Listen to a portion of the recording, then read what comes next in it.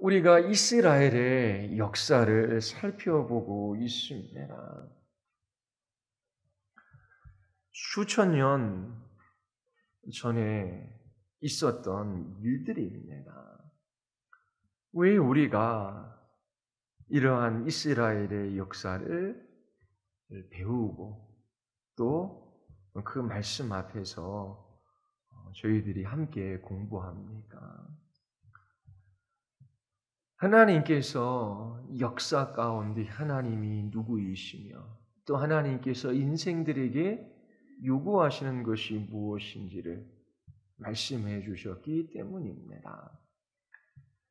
몇천 년 전이나 지금이나 상관없이 신앙의 원리는 동일합니다. 하나님은 하나님이시고 또 하나님 앞에선 우리는 여전히 연약한 죄인에 불과하지요. 하나님께서 이 계시의 말씀을 사용하셔서 우리에게 깨달음을 주셔야 합니다.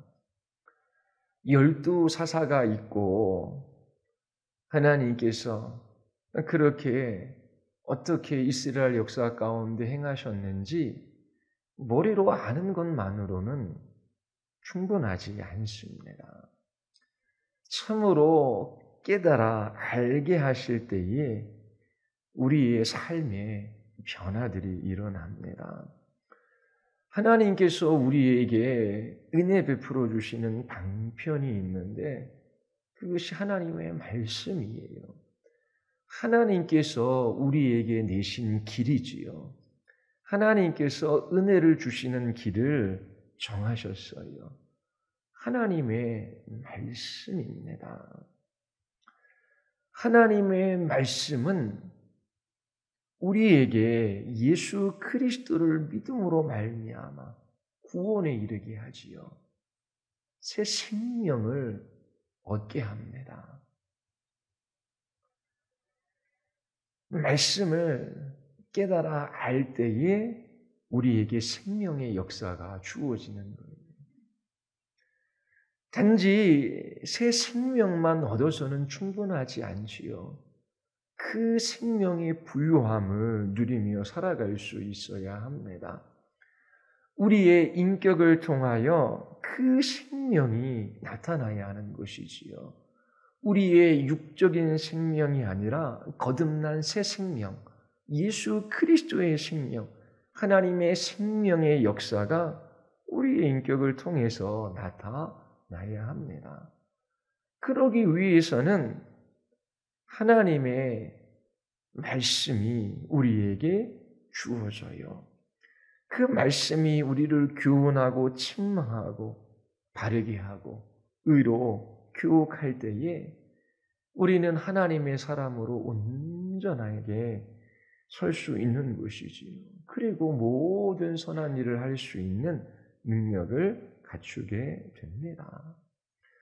오래도록 교회에 나오지만 변화가 없어요.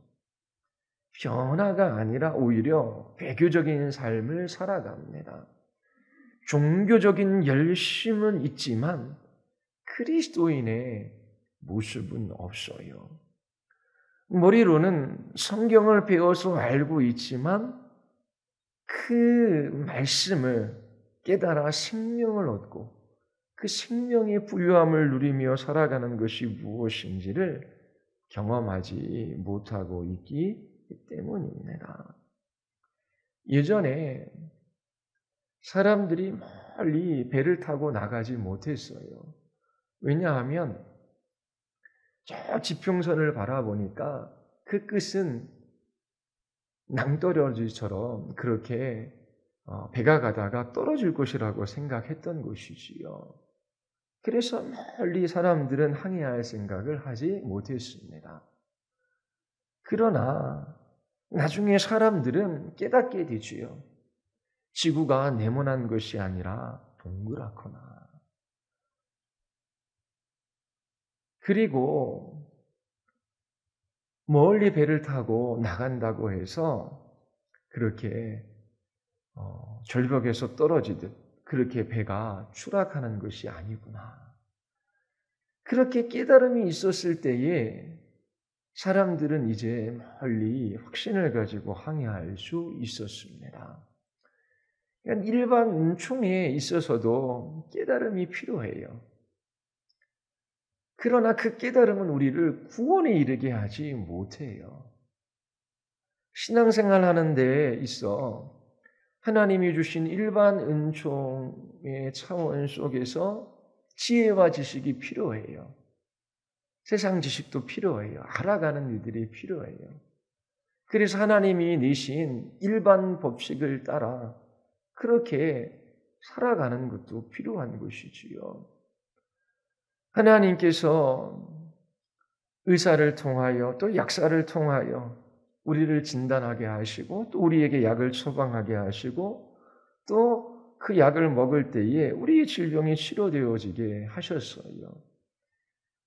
그 메커니즘, 그 작용의 그 원리들을 다 이해할 수는 없지만 일반 은총 가운데 과학자들이, 의사들이 또 그렇게 연구하는 사람들이 밝혀놓은 것이 있어요. 그러면 하나님께서 지으신 세상, 하나님이 이 세상을 움직이실 때에 심어놓으신 원리들, 그런 것들을 잘 깨달아 알아 일반 법칙을 따라 그렇게 살아가는 것도 하나님의 백성의 삶입니다. 그러나 그것만으로는 충분하지 않지요. 하나님의 말씀을 깨달아 알아가야 돼요. 하나님의 말씀을 깨닫고 그 말씀을 따라 살아가는 것이 하나님의 백성들의 생명입니다. 그들의 존재의 의의와 목적이 거기에 달려 있어요. 하나님께서 계시의 말씀을 읽을 때에, 들을 때에, 그 말씀을 붙들고 기도할 때에 우리에게 참으로 깨닫는 마음을 허락하여 주셔서 우리를 온전하게 빚어가시고 또 모든 선한 일을 행할 수 있는 능력을 갖추게 해주시기를 기도하며 그렇게 날마다 말씀 앞에 살아가야 합니다. 자, 4장은 드보라와 바락에 관한 이야기예요. 한편의 이야기가 역사적인 이야기가 기록되어져 있습니다. 5장은 하나님께서 이처럼 드보라와 바락을 통하여 행하신 놀라운 구원에 대한 이 이야기를 찬양하고 있습니다. 4장은 이야기체로 되어져 있고 5장은 시가체로 되어져 있어요. 자, 우리 4장, 우리 1절부터 살펴볼까요? 우리 4장 1절 우리 같이 한번 읽어보겠습니다. 에훗이 죽으니 이스라엘 자손이 또 여호와의 목전에 악을 행하매. 자, 에훗이 죽었습니다. 모압 왕 시글락의 손에서 모압 왕 에글론의 손에서 이스라엘 백성들을 구원한 사사입니다. 18년 동안이나 종살이 하다가 이스라엘 자손들이 80년이라고 하는 그런 기간 동안 평안을 누릴 수 있었어요. 자, 그런데 이 80년이 지난 후에 이스라엘 자손이 또 여호와의 목전에 악을 행하고 있습니다. 이 80년의 기간 동안 이스라엘 백성들은 무엇을 했을까요? 사사기의 역사를 살펴보면 시간이 지나면 지날수록 이스라엘 백성들이 더 타락해요. 또 이민족의 지배를 받는 시간도 더 늘어나요. 나중에는 삼손 때에는 하나님 앞에 부르짖어 기도하는 것도 없었습니다. 하나님께서 평탄한 시간을 주셨어요. 은혜와 축복을 주신 것이지요. 그러나 그 평탄한 때에 하나님을 알아가는 것이 없었어요. 하나님의 말씀을 깨닫고 그 말씀 앞에 서서 믿음의 싸움을 싸워가는 것이 없었지요. 오히려 평탄과 안전과 축복의 때를 방종과 타락의 기회로 삼은 것입니다. 여러 사람들을 만나서 그들의 인생의 이야기를 들어볼 때에 평안하고 안전하고 하나님께서 주시는 좋은 기회를 주셨을 때에 하나님 저에게 시간도 주시고 물질도 주시고 하나님 이러한 좋은 삶의 기회도 주셨습니다. 하나님 좋은 주신 이 기회를 통하여 어떻게 제가 하나님의 나라와 영광을 위하여 살아가야 하겠습니까? 하나님 저희의 걸음걸음들을 붙들어 주시고 하나님이 주신 이 좋은 것들을 바르게 사용할 수 있도록 도와주시옵소서. 그렇게 하나님 앞에 간절히 부르짖어 기도하며 그 평탄하고 안전한 날에 더 기뻐하며 감사하며 주님을 섬기기보다 그때는 오히려 뒤로 물러나요. 어떤 권사님은 기도할 제목이 없대요. 너무나 평탄하고 너무나 가정이 안전하고 또 하는 일마다 다 잘 돼요. 기도할 제목이 없더라고 말씀을 하시더라고요. 그런데 영혼은 곤고하대요. 차라리 예전에 남편의 사업도 안 되고 자녀들이 문제를 일으키고 또 어려운 일이 있을 때는 주님 도와주세요. 주님 앞에 나아가 무릎 꿇고 기도하고 부르짖어 간구할 때는 그래도 영적으로 깨어있는 것 같았고 그때에는 하나님의 친밀함을 경험했던 것 같은데 오히려 너무나 평안하고 너무나 안전한 시간들을 보내니까 영혼이 오히려 메마르고 있다. 그런 고백을 하더라고요. 하나님께서 주신 좋은 삶의 기회예요. 그런데 그 기회를 주신 사명을 따라 살아가지 않으면 오히려 영혼이 피폐해 주는 것입니다. 하나님께서 광야 40년 동안 그렇게 헤매이던 이스라엘 백성들, 애굽에서 400년 동안 종살이하던 이스라엘 자손들, 그들을 가나안 땅으로 들여보내셨어요. 젖과 꿀이 흐르는 땅입니다. 그들에게는 축복의 땅이에요. 그런데 그 축복의 땅이 저절로 축복이 되는 법이 없어요. 그 땅에 들어가 자신들이 누구이며 왜 하나님께서 우리를 여기에 두셨는지 그 사명을 잊어버리지 아니하고 끝까지 믿음의 싸움을 싸울 때에 그 땅이 축복의 땅이 되는 것이지 그렇지 않으면 오히려 그 가나안 땅에 들어갔지만 그 땅에서도 여전히 포로가 되고 종살이하고 우상을 숭배하고 더 큰 고통을 당하는 것을 우리가 이스라엘 역사 가운데 봅니다. 문제가 있을 때에만, 어려울 때에만 하나님 앞에 기도하는 것이 아니에요. 물론 힘들고 어려우니까 더 부르짖어 기도해야 하는 것이 마땅해요. 그러나 하나님께서 우리를 구원하셔서 지금 이 자리에 두신 그 목적이 무엇인지를 날마다 마음에 새기고 하나님이 주신 좋은 것들이 있다면 그것을 가지고 어떻게 주님의 나라의 진전과 주의 이름을 위하여 어떻게 교회를 위하여 지체들을 위하여 어떻게 사용할 것인가 하나님 앞에 기도하며 그렇게 하나님 앞에 무릎 꿇고 부르짖어 간구하는 그 사람들이 하나님의 사람들이고 하나님의 인도하심을 받고 하나님께로부터 오는 복된 삶을 살아가는 사람들입니다. 그러나 이 이스라엘 백성들은 시간이 지나면 지나갈수록 더 마음이 굳어져만 갑니다. 주님이 주신 좋은 기회를 헛되이 사용하기 때문에 그래요. 그들은 여호와의 목전에 악을 행합니다. 하나님께서 지켜보고 계셔요. 그러나 이스라엘 백성들은 하나님의 눈을 의식하지 않고 죄를 짓습니다. 하나님께서 이처럼 죄 짓는 이스라엘 백성들을 징계하셔요. 우리 2절 3절 같이 한번 읽어볼까요? 여호와께서 하솔에서 통치하는 가나안 왕 야빈의 손에 그들을 파셨으니 그의 군대 장관은 하롯셋 학고임에 거주 시스라요. 야빈 왕은 철병거 900대가 있어 20년 동안 이스라엘 자손을 심히 학대했으므로 이스라엘 자손이 여호와께 부르짖었더라. 자, 하나님께서 하솔 왕 야빈을 이스라엘 백성들을 치는 도구로 사용하십니다. 이스라엘 자손을 팔아 넘기셨다라고 하는 표현을 쓰고 있어요. 하나님께서 징계하시는 것이지요. 우리가 새벽마다 신명기 말씀을 살펴보고 있어요. 모압 평지에서 모세가 출애굽 2세대를 향하여 유언조로 설교한 말씀이지요. 그 신명기 말씀 하나로 압축하면 여호와 하나님 한 분만 사랑하고 가나안 땅에 들어가거든 그분의 말씀을 따라 순종하며 살아가라. 이거예요.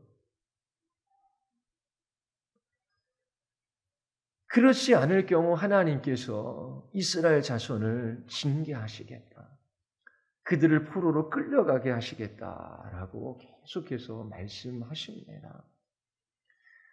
하나님께서 이처럼 이스라엘을 징계하시는 것도 그들을 사랑하시기 때문이지요. 이스라엘이 누구간데 하나님께서 이토록 관심을 기울이십니까? 이토록 말 안 듣고 이토록 불순종하며 이토록 하나님을 대적하는 그들을 내어버려줘도 상관이 없어요. 그런데 하나님께서 이 가나안 족속 중 하솔 왕 야빈을 일으키셔서 이 이스라엘을 치십니다. 이 이스라엘 백성들이 20년 동안 학대를 받아요. 이 하솔 왕 야빈이 그의 장수 시스라가 이 이스라엘을 쥐어짰다라고 하는 것입니다. 그러한 고통 속에서 이스라엘 자손이 이제 부르짖기 시작합니다.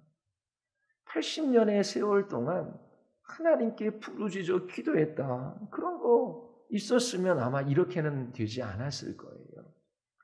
고통이 찾아오고 심한 학대로 인하여 괴로움이 증가되자 이스라엘 자손이 부르짖어 기도합니다. 너무나 어리고 연약한 사람들이지요. 그럼에도 불구하고 하나님께서 여호와 이름을 부르는 이 백성들에게 하나님께서 응답해 주십니다.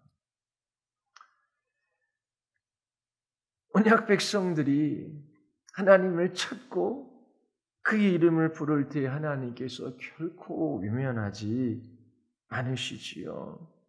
언제나 변화는 하나님을 향한 부르짖음으로부터 시작이 됩니다. 모든 일에 있어 하나님께 가지고 나아가 하나님께 도움을 구해야 돼요. 하나님 앞에 기도할 때 하나님께서 이스라엘 백성들을 외면하지 않으십니다. 우리 4장 4절에 보면 랍비도의 아내 여선지자 드보라가 이스라엘의 사사가 됩니다. 그때라고 하는 것은 이스라엘 자손이 이처럼 야빈왕 하솔의 손 아래에서 고통하며 신음하고 주께 부르짖을 때에 주께서 여선지자 드보라를 보내어 주시는 것이지요.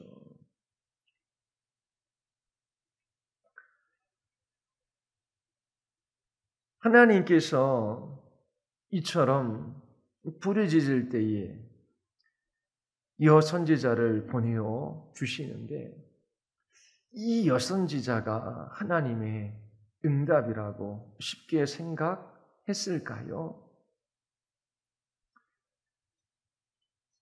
이스라엘 백성들은 이 시스라가 가지고 있는 철병거 900대 때문에 고통스러웠다라고 그렇게 본문은 이야기하고 있습니다.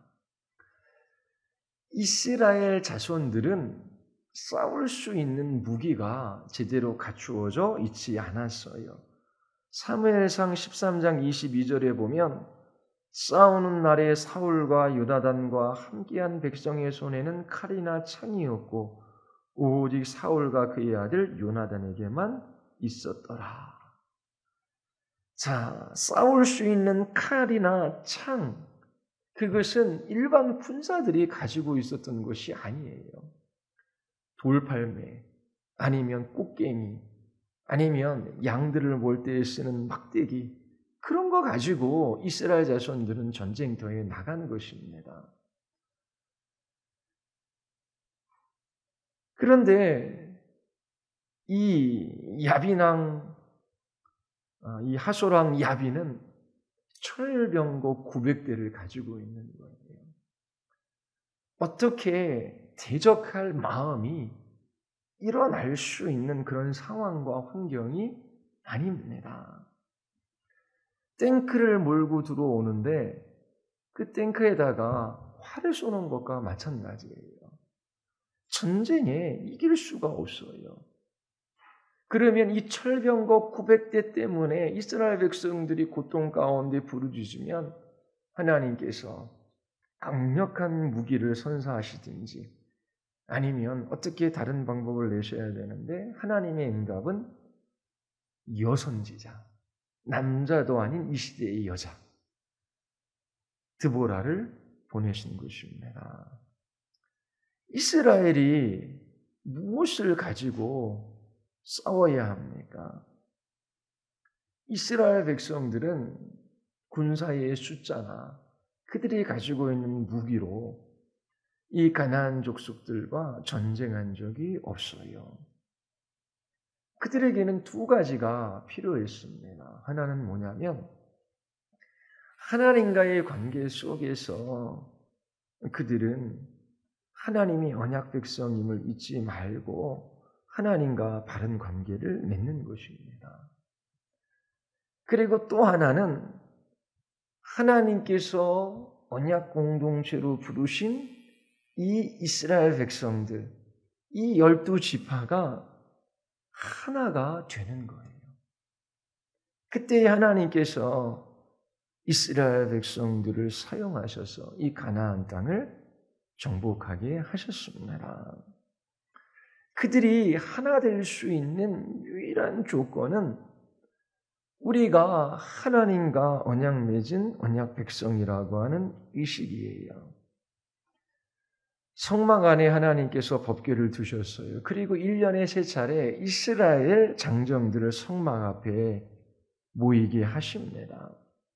그리고 그들에게 말씀을 전하게 하시고 그 말씀에 순종하며 함께 모인 사람들이 하나님 안에서 서로 사랑하며 한 공동체를 이루게 하신 거예요.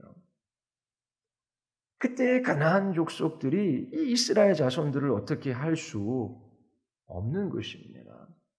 그러나 이스라엘 백성들이 4분오열 분열됩니다. 왜냐하면 가나안 땅에 살고 있는 그 사람들이 좋아 보이니까 그들과 혼인하고 가나안화 되어버리는 것이지요. 그러면 상대적으로 이스라엘 백성들이 언약 백성이라고 하는 의식이 낮아지고 그리고 이 지파들이 연합할 수가 없습니다. 그래서 지파들이 4분오열 되는 것이 사사기에 나타납니다.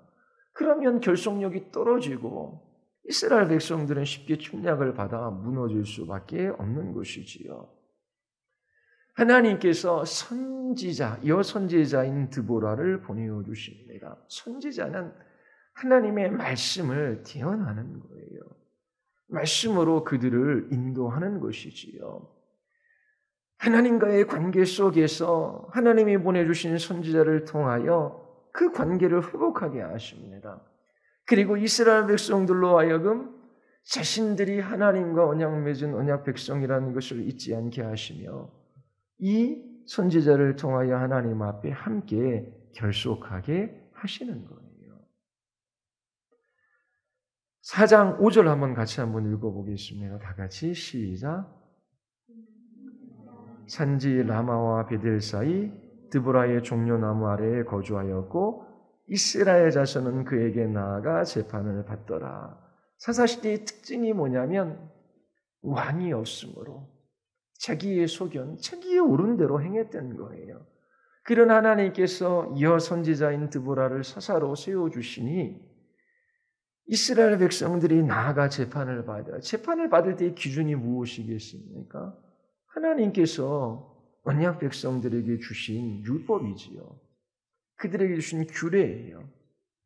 그래서 하나님의 말씀 앞에 서게 하사 하나님과의 관계를 회복하게 하시고 또 이스라엘 백성들이 그 보내주신 사사를 통하여 그 말씀을 가지고 하나가 되어지는 것입니다.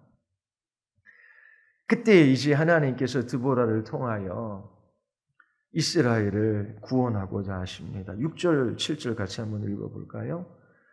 드보라가 사람을 보내어 아비노아미 아들 바락을 납달리 게데스에서 불러다가 그에게 이르되 이스라엘 하나님 여호와께서 이같이 명령하지 아니하셨느냐?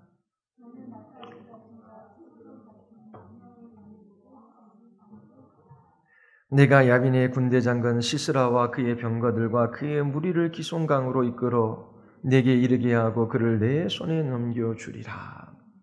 자, 제가 읽어볼 때에 전쟁터에 나아가 싸우기 전에 이처럼 여선지자인 드보라를 보내어 주시고 또 이스라엘 백성들을 말씀 앞에 세우는 이런 과정이 하나님과의 관계 회복과 이스라엘 공동체의 회복을 이끌어냈다라고 생각되어집니다. 오늘날의 교회도 마찬가지예요. 하나님과의 관계가 회복되어지고 또 한 공동체 안에 우리는 하나님의 부름을 받은 언약 백성이며 우리는 동일한 사명과 동일한 목적과 동일한 목표를 향하여 함께 걸어가는 교회 공동체임을 확인할 때에 교회가 이 세상에서 교회로서의 사명을 감당하는 것입니다. 우리 개인, 우리 홀로 이 땅에서 주의 말씀을 지켜 거룩한 삶을 살아간다고 해서 사명을 이룰 수 있는 것이 아니에요. 하나님께서 우리를 교회 공동체의 지체로 부르셨어요. 함께 말씀 앞에서 동일한 목적과 목표와 정체성을 가지고 주신 사명을 따라 그 길들을 걸어갈 때에 우리가 함께 이 세상을 이겨낼 수 있는 것입니다. 내가 홀로 어디 가서 말씀 듣고 어느 기도원 가서 기도하고 또 어느 세미나 참석해서 말씀 배우고 그래서 세상을 이기는 믿음의 삶을 살아갈 수 있는 것이 아니에요. 하나님께서 이스라엘을 언약 공동체로 부르시고 하나님과의 관계와 또 공동체의 관계를 회복시키심으로 이처럼 이 가나안 족속과 전쟁을 치를 수 있는 준비를 이끌어내시는 것이지요. 하나님께서 명령하십니다. 뭘 명령하셔요?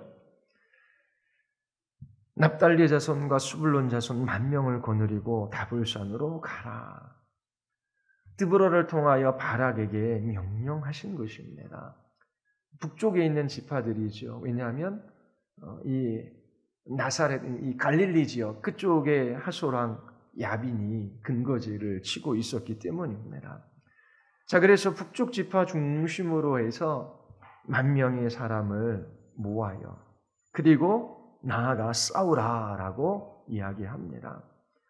그런데 하나님께서 드보라를 통해서 명령만 주신 것이 아니라 약속의 말씀도 주셔요. 내가 야빈의 군대 장관 시스라와 그의 병거들과 그의 무리를 기송간으로 이끌어 내게 이르게 하고 그를 내 손에 넘겨주리라. 명령만 주신 것이 아니라 약속의 말씀도 주셔요.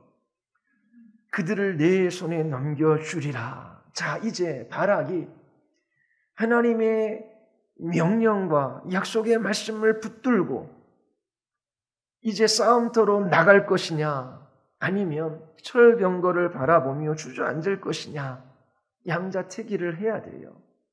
여러분들 같으면 무엇을 선택하겠습니까? 아까 말씀드린 것처럼 철병거는 탱크와 같아요. 그런데 이스라엘 백성들은 물맷돌 가지고 있어요. 칼도 제대로 갖춰져 있지 않아요.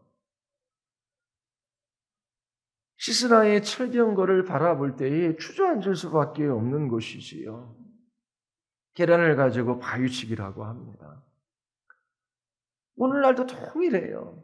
세상은 거대하고 우리는 약하고 주어진 것이라곤 말씀밖에 없어요. 약속의 말씀과 주님의 명령. 어떻게 싸우냐라고 하는 거예요.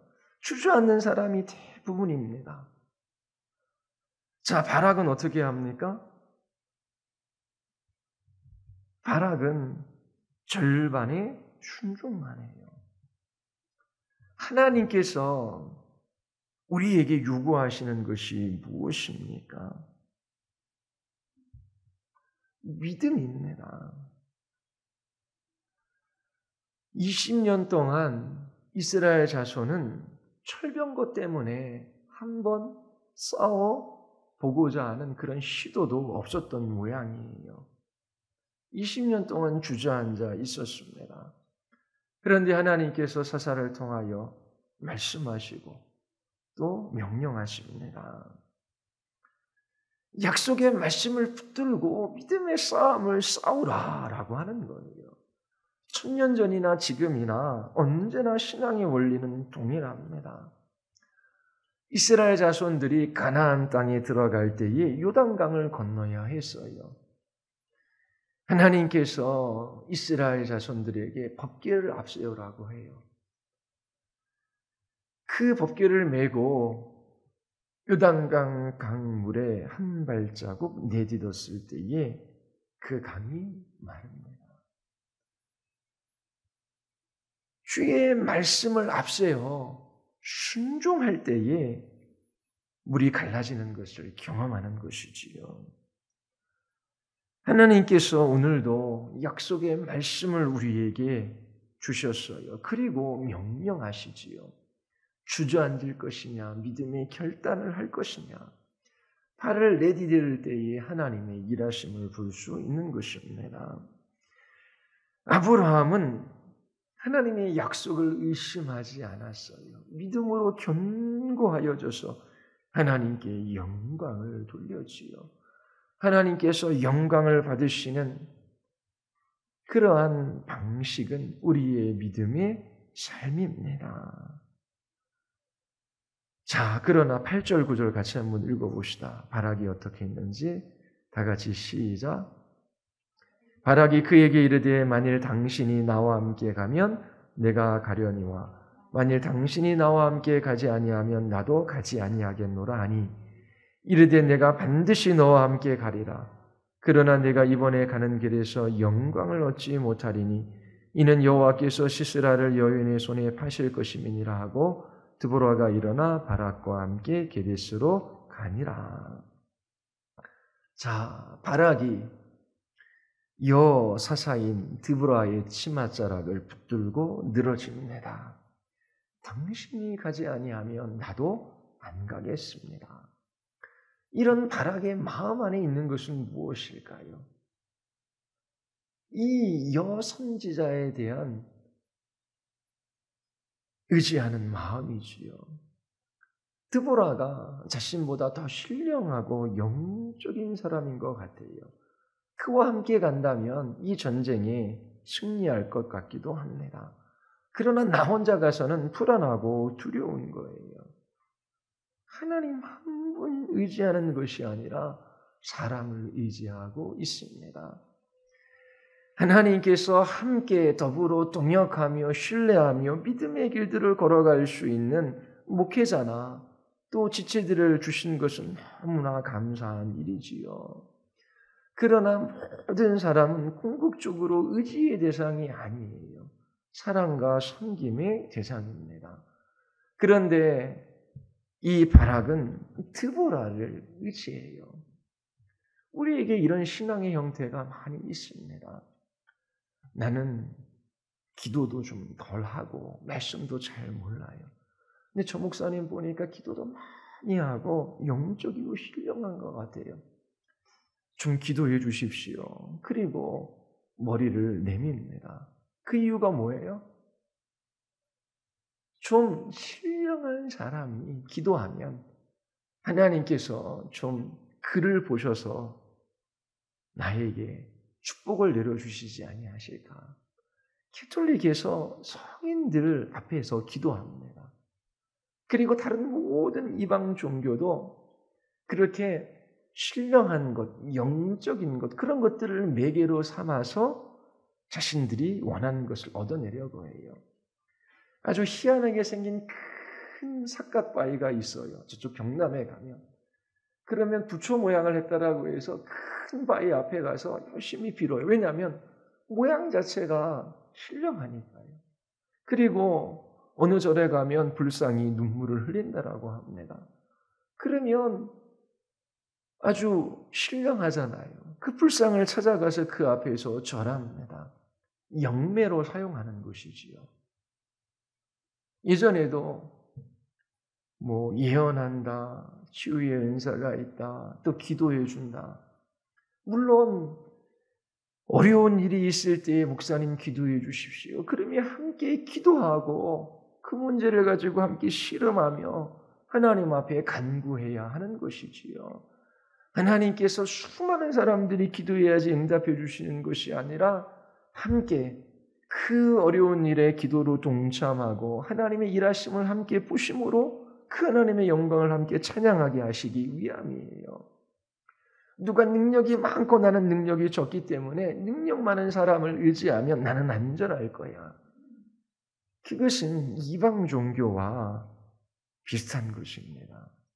지금 바락이 그러한 신앙의 형태를 취하고 있는 거예요.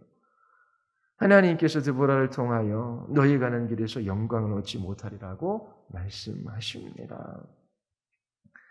자, 드보라가 함께 올라가지요. 그리고 4장 11절서부터 전혀 다른 이야기가 전개되는 듯합니다. 이 전쟁이 헤멜의 아들 야웰에 의해서 결정지어져요. 4장 11절 우리 같이 한번 읽을까요? 다 같이 시작. 무시의 장인 호밥의 자손 중 겐 사람 헤멜이 떠나 게데스에 가까운 상수리 나무 곁에 이르러 장막을 쳤더라. 자, 겐 사람 헤멜의 이야기가 나오고 그 아내 야엘에 의해서 시스라가 죽는 장면이 이후에 전개되어집니다. 드보라도 생각 못했을 거예요. 그리고 바락은 더욱더 알지 못했을 것입니다. 하나님께서 이처럼 행하시는 일은 너무나 놀라워요. 헤멜의 아내 야웰이 어떻게 이 전쟁을 끝냈습니까? 말뚝과 방망이. 그 두 가지를 가지고 이 전쟁을 종식시켜요. 사람들이 흔히 생각할 수 있는 방식이 아닙니다. 저는 목회하면서 지체들을 상담하고 또 오래도록 지켜보며 하나님이 이와 같이 우리의 생각, 우리의 계획, 우리의 그런 뜻과 상관없이 그것을 넘어서서 역사하실 때에 하나님을 경외하고 높고 위대하신 하나님을 찬양하게 되는 그런 일들을 많이 경험합니다. 정말 중요한 건 하나님께서 일하고 계셔요. 역사하고 계셔요. 근데 우리는 잘 모르니까 조금 순종하는 듯 하다가 자기 계획과 자기 뜻과 자기 생각을 따라 가버리는 거예요. 나중에 알고 보니까 하나님께서 그 일을 위하여 예비하시고 준비하시고 또 역사하시는 것이 있었어요. 그런데 그렇게 하나님의 일하심, 내 계획, 내 생각, 내 경험을 넘어서서 역사하실 그 하나님의 섭리에 대한 기대가 없는 것이지요. 그때 하나님의 일하심을 보지 못해요. 조금만 참았더라면, 조금만 인내했더라면 정말 하나님께서 행하시는 놀라운 일들로 인하여 하나님을 찬양했을 터인데 잘 가다가 자기 생각, 자기 지혜를 따라 불순종함으로 어려운 지경에 빠져드는 사람들도 보았습니다. 전도서 7장 14절에 형통한 날에는 기뻐하고 곤고한 날에는 되돌아보아라. 이 두 가지를 하나님이 병행하게 하사 사람이 그의 장래일을 능히 헤아려 알지 못하게 하셨느니라. 좋은 때는 기뻐하며 감사해요. 하나님께서 형통한 때도 주셔요. 그런데 어려운 때도 하나님께서 주신다라고 하는 거예요. 그 날에는 생각하라라고 하는 것입니다. 하나님은 좋은 때도 있게 하시고 나쁜 때도 있게 하셔요. 그러하기에 사람은 제 앞일을 알지 못합니다. 자기 자신의 지혜와 경험과 생각으로 판단하고 결정하는 것이 아니라 끝까지 하나님의 약속의 말씀을 붙들고 하나님께서 이 일에 있어서 어떻게 일하실지를 기대하며 그 하나님의 섭리의 손길에 자기 자신의 인생을 맡겨야 되는데 그렇게 끝까지 인내하며 하나님의 일하심을 보는 사람들은 많지 않습니다. 자, 하나님께서 이제 헤멜의 아내 야엘을 통해서 사람들이 생각지도 않았던 특별한 일을 행하셔요. 우리 12절, 13절 같이 한번 읽어보겠습니다. 다 같이 시작. 아비노함의 아들 바락이 다볼산에 오른 것을 사람들이 시스라에게 알리니 시스라가 모든 병거 곧 철병거 900대와 자기와 함께 있는 모든 백성을 하르세아 고임에서부터 기손강으로 모은지라. 자, 시스라가 기손강으로 철병거 900대와 또 모든 군사들을 모읍니다. 그런데 누가 모은 거예요? 시스라가 모은 것이지만 하나님께서 이 시스라의 철병거를 기손강가로 모으시겠다라고 이미 약속해 주셨어요. 하나님의 약속의 말씀이 이루어지고 있는 것이지요. 자, 이 기손강은 와디라 그러지요. 건기 때에는 강이 마릅니다. 그런데 우기 때에는 큰 강줄기가 흘러가요. 우리 뒷장 사사기 5장 21절에 보면 기손강은 그 무리를 표류시켰으니 그렇게 기록하고 있어요. 그러니까 비가 내리는 때가 아닌데 비가 내려서 이 강에 이 철병거가 잠긴 것입니다. 그래서 이 시스라는 도망가게 됩니다. 우리 사사기 4장 14절부터 17절까지 우리 같이 한번 읽어볼까요? 드보라가 바락에게 이르되 일어나라. 이는 여호와께서 시스라를 내 손에 넘겨주신 날이라. 여호와께서 너희 앞서 나가지 아니하시느냐 하는지라. 이에 바락이 10,000명을 거느리고 다볼산에서 내려가니 여호와께서 바락 앞에서 시스라와 그의 모든 병거와 그의 온 군대를 칼날로 혼란에 빠지게 하시매 시스라가 병거에서 내려 걸어서 도망한지라. 바락이 그의 병거들과 군대를 추격하여 아로세아곰에 이르니 시스라의 온 군대가 다 칼에 엎드려졌고 한 사람도 남은 자가 없었더라. 시스라가 걸어서 도망하여 겐 사람 헤멜의 아내 야엘의 장막에 이르렀으니 이는 하솔 왕 야빈과 겐 사람 헤벨의 집 사이에 화평이 있음이라. 자, 하나님께서 약속하신 대로 시스라의 철병거를 기손강가로 모으시고 무력화시켜 주시느라. 자, 10,000명이라고 하는 숫자가 있지만 시스라의 군대에 비하면 보잘것없는 사람들이에요. 무기도 시원치 않습니다. 그런 하나님께서 전쟁에서 이기게 하셔요.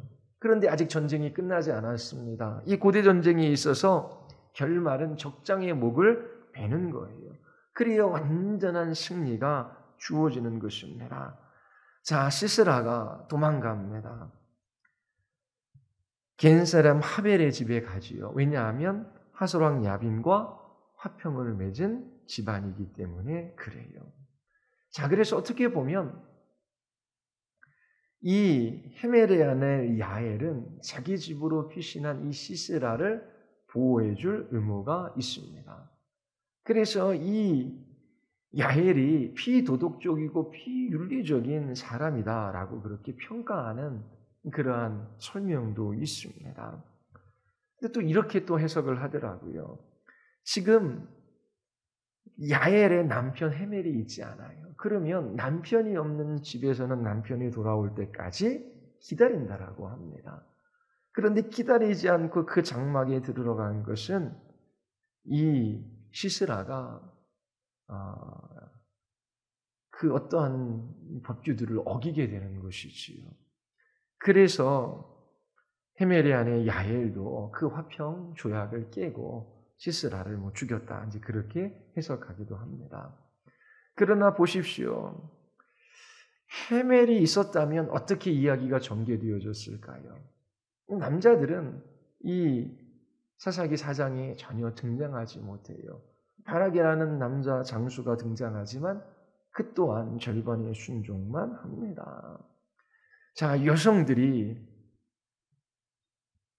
남편들이 영적인 지도자의 역할을 하지 못하고 또 나아갈 방향을 제시하지 못하자 이 여성들이 방향을 제시하고 또 이끌어 갑니다. 지난 주일에 에베소서 5장 22절 아내들이여 자기 남편에게 복종하기를 죽게 하듯 하라. 죽게 하듯 하라라고 하는 두 가지 의미겠다라고 말씀을 드렸어요. 아내들은 궁극적으로 그리스도에게 순종하는 것이지요. 그리고 다른 모든 순종은 그리스도에 대한 순종으로부터 나오는 것입니다. 그러므로 그리스도에 계시된 뜻, 그 말씀을 따라 순종하며 살아가야 하는 거예요. 드보라도 그렇고 남편이 또 남자들이 제 역할들을 하지 못할 때에 또 헤멜의 아내 야엘도 그 남편이 제 역할을 하지 못할 때에 하나님의 말씀을 따라 그렇게 순종했던 여인들입니다. 자, 우리 이제 뒤쪽에 우리 읽어보고 마치도록 하겠습니다. 18절부터 21절까지 우리 같이 한번 읽어보겠습니다. 야엘이 나가 시스라를 영접하며 그에게 말하되 나의 주여 들어오소서 내게로 들어오시고 두려워하지 마소서 하니 그가 그 장막에 들어가니 야엘이 이불로 그를 덮으니라. 시스라가 그에게 말하되 청하노니 내게 물을 조금 마시게 하라. 내가 목이 마르다 하며 우유부대를 열어 그에게 마시게 하고 그를 덮으니 그가 또 이르되 장막 문에 섰다가 만일 사람이 와서 내게 묻기를 여기 어떤 사람이 있느냐 하거든 넌 없다라 하고 그가 깊이 잠드니 헤멜의 아들 야엘이 장막 말뚝을 가지고 손에 방마기를 들고 그에게로 가서 뚝을 그의 간자놀이에 박음에 말뚝이 깃들고 자, 하나님께서 강력한 군대를 가지고 있는 장수인 시스라를 어떻게 물리치십니까? 평범하고 어떻게 보면 보잘것없는 야엘의 이제 헤멜의 아내 야엘 그리고 말뚝과 방마기를 도구로 사용하십니다.